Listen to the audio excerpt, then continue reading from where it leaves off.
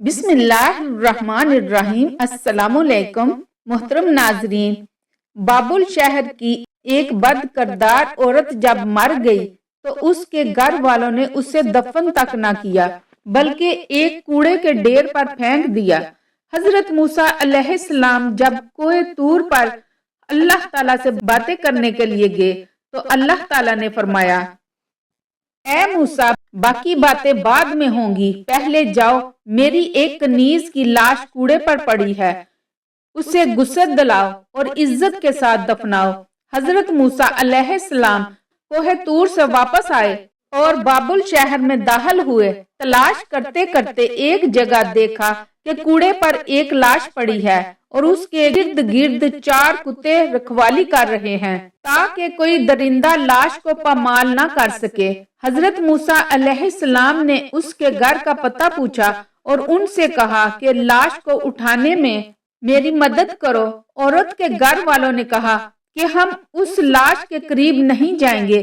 یہ ایک بدکردار عورت تھی جس نے اپنی ساری زندگی بدکاری میں گزار دی۔ پورے شہر میں کوئی بھی لاش کو اٹھانے کے لیے تیار نہ تھا، سب انکار کر رہے تھے۔ حضرت موسیٰ علیہ السلام اپنے بھائی حضرت ہارون علیہ السلام کے پاس گئے اور کہا کہ لاش اٹھانے میں میری مدد کرو۔ دونوں نبیوں نے لاش کو اٹھایا اور پھر جب غسل دینے کی باری آئی تو شہر کی کوئی عورت بھی اس کو غسل دینے کے لیے تیار نہیں تھی۔ یہ دیکھتے ہوئے حضرت موسیٰ علیہ السلام نے اپنی زوجہ اور بہن کو حکم دیا کہ اس عورت کو غسل دو۔ غسل کے بعد اپنے بھائی حضرت ہارون علیہ السلام کی مدد سے اس عورت کو دفن کیا۔ دفنانے کے بعد جیسے ہی آپ واپس آ رہے تھے تو شہر والے لوگ آپ کے سامنے آ گئے۔ وہ سب مل کر آپ سے کہنے لگے کہ اے موسیٰ، یا تو ہمیں اس بات کی وضاحت دو کہ ایک بدکار عورت کو اتنی عزت کیوں دی، یا پھر وہ کلمہ جو آپ علیہ السلام نے ہمیں پڑھایا ہے ہم آپ کو واپس کرنے آئے ہیں۔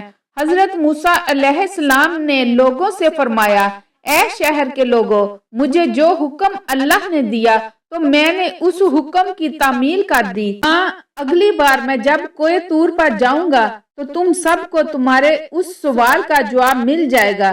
یہ سن کر لوگ واپس چلے گئے۔ حضرت موسیٰ علیہ السلام کوہ طور پر گئے تو فرمایا، اے میرے پروردگار، اس شہر کے لوگ مجھ سے اس بات کی وضاحت مانگتے ہیں کہ ایک بدکار عورت کو اتنی عزت سے کیوں دفن کیا گیا۔ اللہ نے فرمایا، اے موسیٰ، یہ عورت واقعی بدکار تھی اور اس کی ساری زندگی بدکاری میں گزر گئی، مگر ایک دفعہ وہ ایک ایسی جگہ سے گزر رہی تھی جہاں پر ایک کتا پیاس کی شدت سے مر رہا تھا۔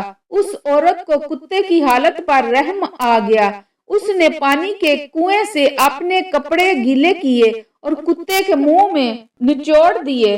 پیاسے کتے کے منہ میں جب پانی آیا تو اس کے تڑپتے ہوئے جسم میں جان آ گئی۔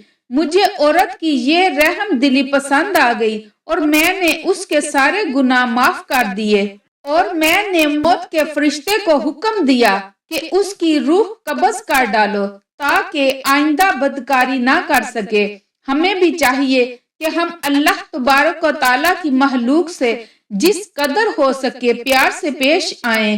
محترم ناظرین، جو رحم نہیں کرتا اس پر رحم نہیں کیا جاتا، اور ہمیں دوسروں پر رحم کرنا چاہیے تاکہ اللہ تعالیٰ ہم پر رحم فرمائے۔